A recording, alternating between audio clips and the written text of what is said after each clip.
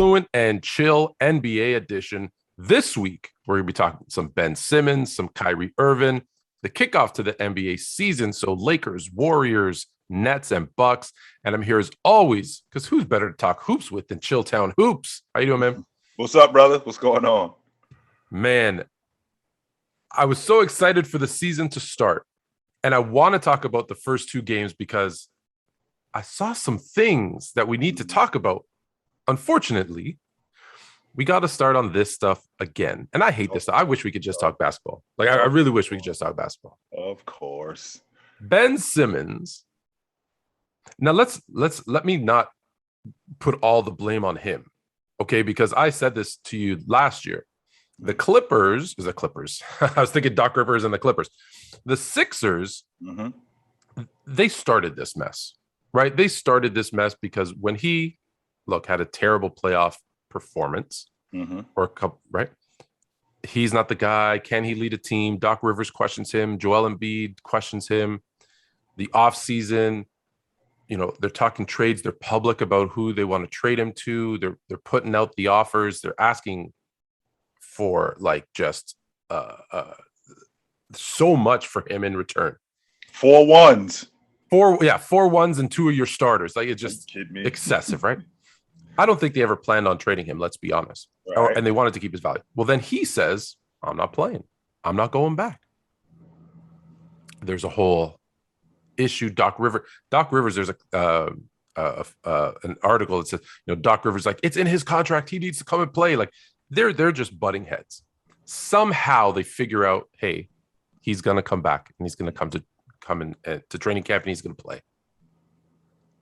First practice that he's there, he gets sent home. Second practice. Joel Embiid, I'm not a babysitter. I'm not here to work. This isn't going to work. Like, it's not going to work. Are we surprised? I guess let's start there. Are you surprised that it's not going to work after everything that happened in the offseason? Well, I didn't think that it would get to this level. I'm the voice of reason, and this was a situation that got ugly early, where they could have fixed this before the summer. They could have absolutely fixed this. Instead of, Ben was the reason why. Can we win it without Ben? Is Ben your point guard? Well, I don't know. Well, that just sounds really bad, because that's the same thing as, you've been this girl for 5 years and she's asked, are you going to marry me? Well, I don't know if I'm going to marry. Well, immediately when she hears that, she's like, well, what am I doing hanging around you for then, if that's what it's going to be? So instead of them saying that this was us, this wasn't just Ben, instead, the Philadelphia fans piled on him. The media piled on him. And the 76ers didn't do anything about it. So essentially what they did, Tom, was he got jumped and they watched him. And they didn't do anything about it. And that was a recipe for disaster. So we move forward where Ben wants out and 76ers are going, okay, we'll accommodate you. Well, we'll attempt to accommodate you. When in all actuality, they had no intentions of accommodating him. They absolutely felt like, we're going to get him back in here and we're going to work this thing out. Not realizing how cut Ben was, how hurt he was behind this whole thing. And they didn't handle it the correct way. So when he actually shows up, they think that he's going to show up and we're going to be like, okay, let's discuss this. No, I think we're already past that. And now I think Joel Embiid, who's speaking, I don't think he's just speaking for himself. I think he's speaking for the rest of those guys in that locker room, because I think that they feel the same way. They just can't say it, but him being leader of that unit, he can say it. And they're speaking for him when he's saying, we over this guy and we moving forward. And let's be clear. The Sixers do have title aspirations. Joel Embiid is a legit MVP candidate. They don't need this. They need people on board, all rowing in the same direction if they're going to have any chance of upseeding the Nets or the Bucks in the East, right? Tony, they finished number 1 in the East last year. Finished number 1 in the East last year, and at minimum, we had them in the Eastern Conference Championship. At minimum. I mean, they had no business losing to Atlanta. We all know that. But coming back this season, they have the absolute same aspirations. They're not coming in and going, well, we're going to try to be better this year. No.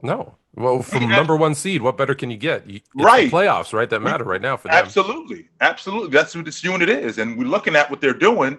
And understand that we're already going to have nonsense or issues during the season.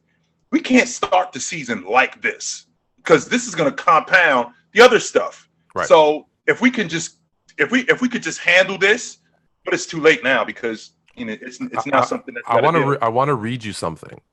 Now I understand that hindsight is 2020. I do. Mm-hmm. I get it. However, this is a scouting report from March of 2016. Simmons' lack of competitiveness in crucial games has raised questions about his character. Those who know him best say he needs things to revolve around him on and off the court. And that has often been his close-minded to coaching and instruction. That's a scouting report from 2016 on Ben Simmons. So it has to revolve around him on and off the court. He doesn't show up at crucial games, and he's not receptive. He's closed-minded to coaching and instruction. Are we surprised now? No, we're not. They knew it then. They knew it then. Like, I hate to say it. Again, it's easy to look back and say, because people say all kinds of things in scouting reports. But, man, when you see what's going on and how you read that, maybe we're not surprised. So from one, do we talk about Kyrie again? Is it do you think he plays? I guess let me just ask the question because I'll tell you. I think it was Jay Williams came out and said something that I did not know. Bradley Beal, who is unvaccinated, went to Madison Square Garden and played. Mm-hmm. So if you don't live in New York, in the state of New York, you can go in and play. But if you live in the state of New York, you can't play. Correct.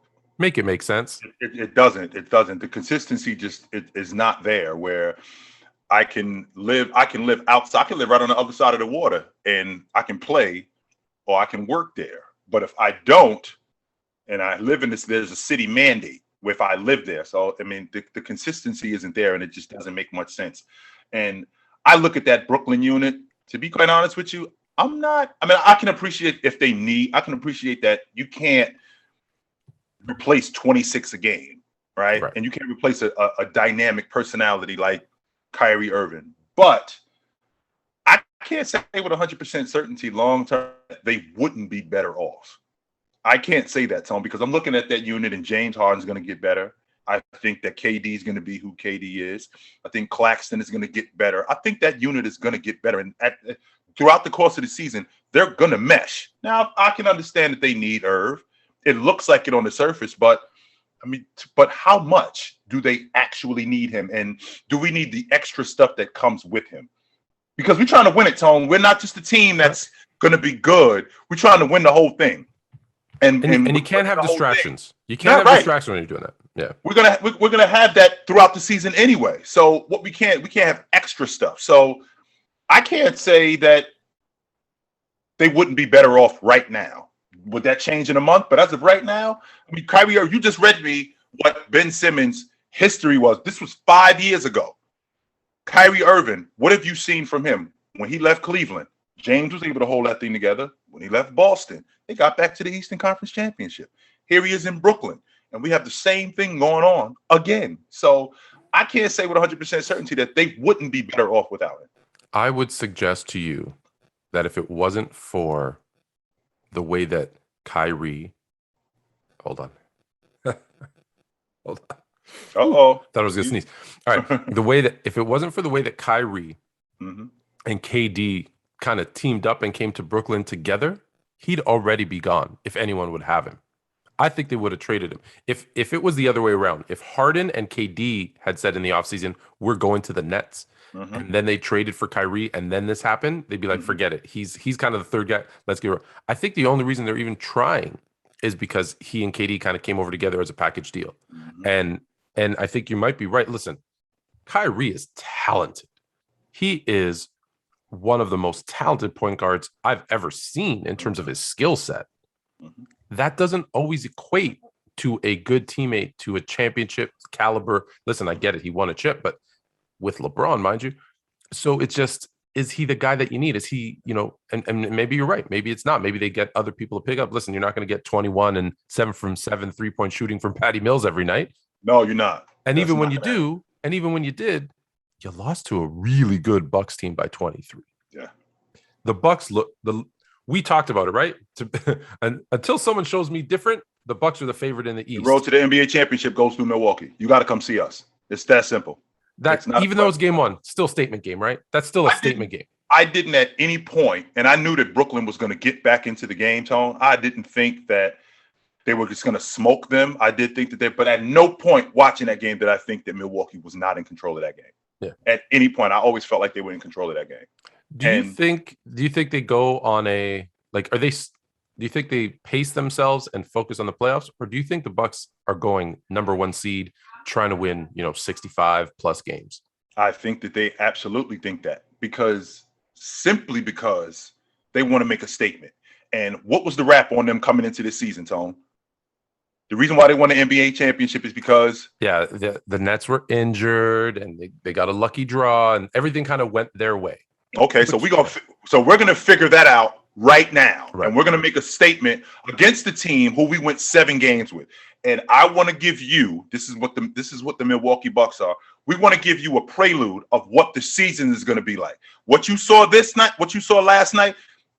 Prepare yourself for what it's going to be for the rest of the season. Now, are we going to be blowing up the better teams out? No, but I think that we will handle our business, and that's what it looked like last night. Hey, listen, to get to it's I know that I'm oversimplifying it here, but to get to 60 wins, you got to win 40 games against some weak competition and 20 games against some tough competition. That's it. It's not, I know I'm oversimplifying it, but it's really not that ridiculous. They should beat all those weak teams. They're so talented, and so they should. So that being said, there was another game last night, and I got to tell you, I may be in the minority when I say I'm not surprised. I'm not surprised that the Lakers lost. I'm not surprised that they looked the way that they looked.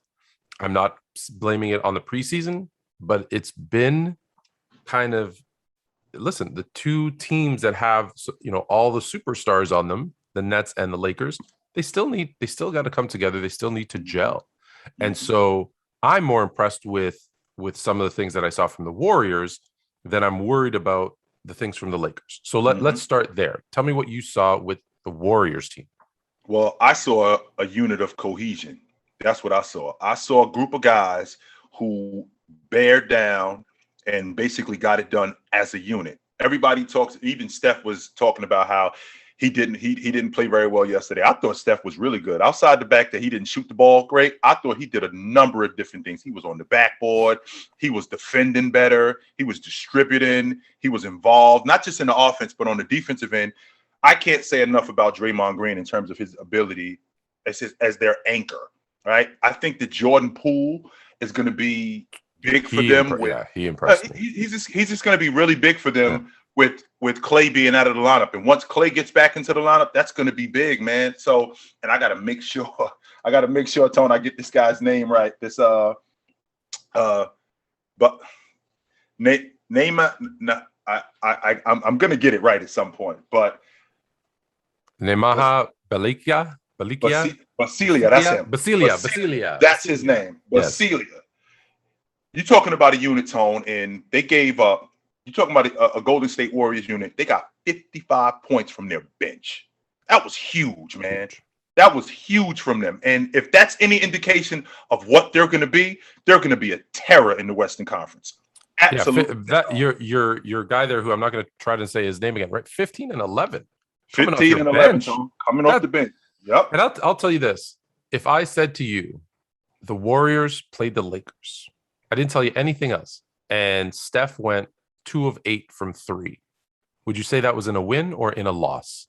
I would have absolutely said that it was a loss. It was a loss. So I know he's looked at for shooting, and so he shot poorly and said, "Hey, I had a bad game." No, he had a bad shooting game. How often do we see Steph put up 20, 10, and 10? I can't remember it. I cannot remember him putting up 20, 10, and 10. And when I looked at that unit, the second half, because I had the Lakers handling them, but I think that the problem that the Lakers have is they got an identity crisis right now, Tone. And the identity, Carmelo knows who he is as a second unit guy. I'm buckets. James knows who he is. Anthony Davis knows who he is. We got to figure out who DeAndre Jordan is in the rotation. We got to figure out who Bazemore is in the rotation. And most importantly, Russ played 35 minutes last night, Tone. And in the 35 minutes, he just looked out of sync. And the reason why he looked out of sync was because he didn't have the basketball that much. And he's going to have to learn to play within that system because that's who James is.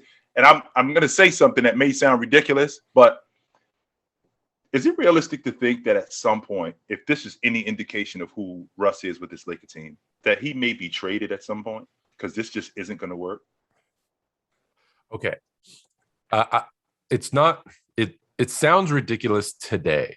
However, what I don't understand is you don't bring in Russ not to handle the ball. You bring in Russ to take that responsibility away from James so that James can rest and do other things. Mm-hmm. So the fact that they don't do that, honestly, that's bad coaching. That's bad coaching because if Russ doesn't have the ball, he's not. Listen, can James play off the ball? Yep. Can AD play off the ball? Yep. Every other player on that team can play without the ball. There's only one player on the Lakers roster who has to have the ball in his hands, and that's Russ. So then you have to let him play that way because if you don't, that he will not be successful. And so, listen, the other part is you got your 38 and 34, I think, right? Or 33 and 34 from AD and LeBron. There wasn't another double-digit scorer on the team. No, there was not. In today's NBA, you're not winning. You're not winning when you have two players. I don't care unless they go both for 50. You're probably not winning a game with only two guys scoring in double digits. Well, what's going to happen with that unit is that we need those other guys, not just to score, but to be productive. We need Bazemore to be productive. We need Anthony to be productive. We need Russ to be. I don't need 20 and 10 from Russ. No, I don't need that. But we do need him to be productive. I can't have Russ going 4 for 13 for 8 points. That's not going to get it done. And I don't think that this is an indication of who Russ is. But when I saw what I saw with Anthony Davis, I still believe, and I said this to you, Tone, over the summer. I said this to you a month ago. I think that team is going to rest on what Anthony Davis does. If he's healthy, you see what he's doing. I still think that he's a top 5 player when he's healthy. And as long as he's doing what he's doing, I think this Laker team is going to be at the top of the Western Conference. They just got to figure out this Russ thing. They have to. When I say this, most people misunderstand it. Anthony Davis is the most important player on the Lakers. Mm-hmm. I'm not saying he's the best player on the Lakers. I'm saying he's the most important player on the Lakers. He, like you just said, they're going to go how he goes, right? If he's not there, I'm worried about them. He needs to play well. Russ's stat line of, what was it, 8, 5, and 4, or 8, 4, 5, whatever. That should be a half. Right. Like that, he should be putting up like 16, 8, and 10. Like that's what they need from him moving forward. Where are they going to get scoring from though off the bench? Carmelo needs to do more. Is it Bradley? Bradley, they just signed him. Monk? No. Right. Well, the buckets are going to come, Tone, and they're going to come from Nunn. They're going to come from Anthony. They're going to come from Bazemore. Those buckets are going to come because, again, what we're not going to do is we're not going to jump out the window and go, yo, this team. We're not going to do that. But when you just back to your point about being the most important, who was the best player on the Celtics in the 80s? Larry Bird. Do they do what they're doing without McHale? No. Absolutely not. Who was the best player on the Lakers? When? There's so many. Right now? In the 80s. Who was the best player? Magic. Does Magic do what he do if he ain't got James Worthy? Depends who replaces him, but no, obviously, no.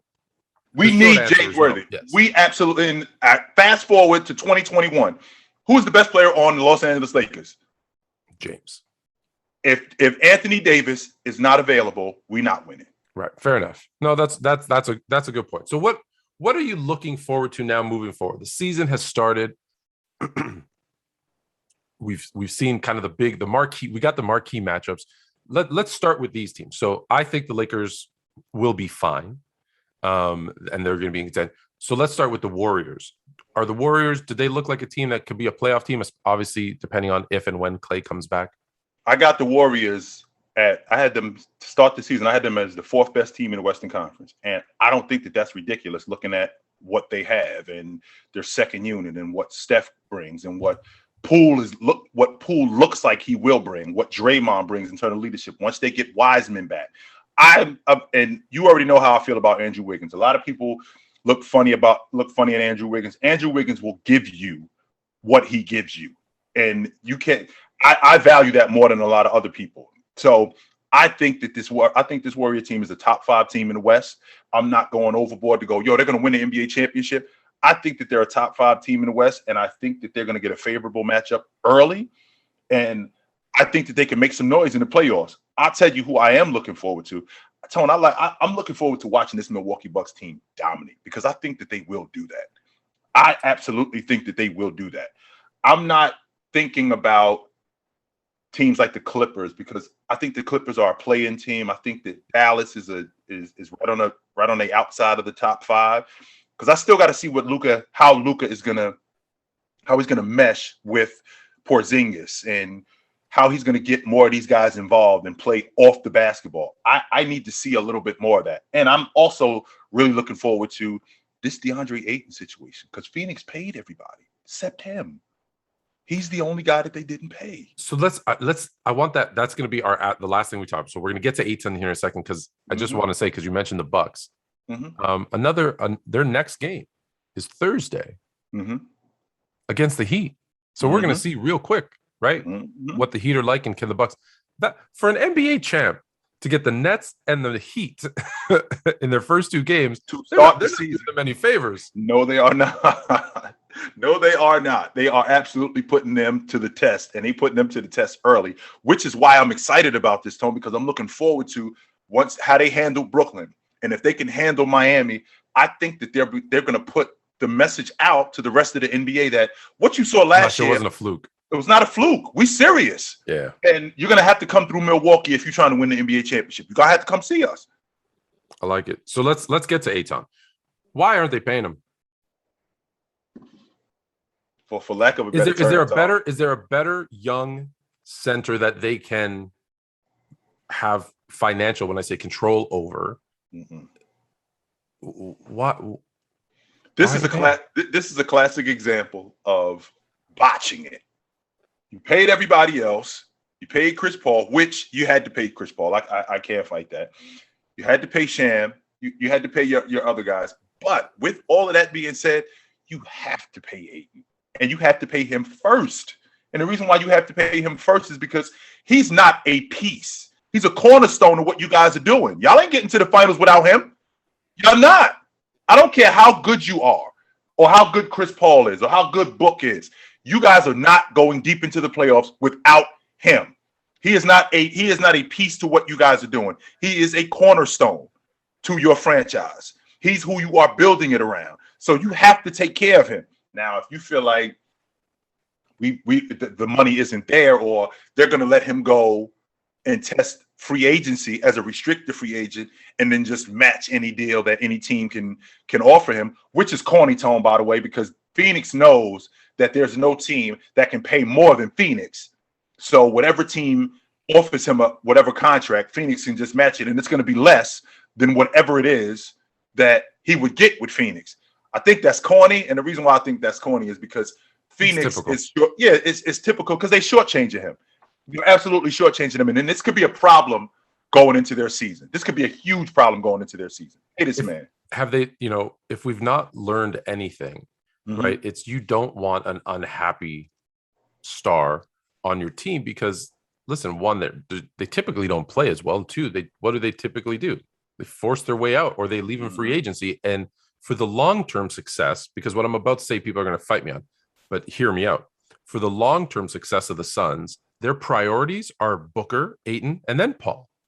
Yes. Right? For the long-term success. So you got Booker, you got Paul. What are you doing? Right? Now, I get it with Paul, because if they didn't offer Paul a longer-term contract with some money, he easily can opt in. I think he was owed like 40 or 41 million for this season. So, okay, it made sense them to say, hey, we'll give you whatever they gave him, 80 over 3 years or 4 years, whatever. Let's spread that out a little bit. Okay, that made sense. Ayton, if you don't pay him, what are the Phoenix Suns? What are the Phoenix Suns to just have Paul and Booker? I think they are middle. I think they are middle of the road. Are they that good? Are they middle of the road? When I say middle of the road, I don't mean middle of the road playoff team. I think they're a middle of the road team. I think they're on the outside looking in.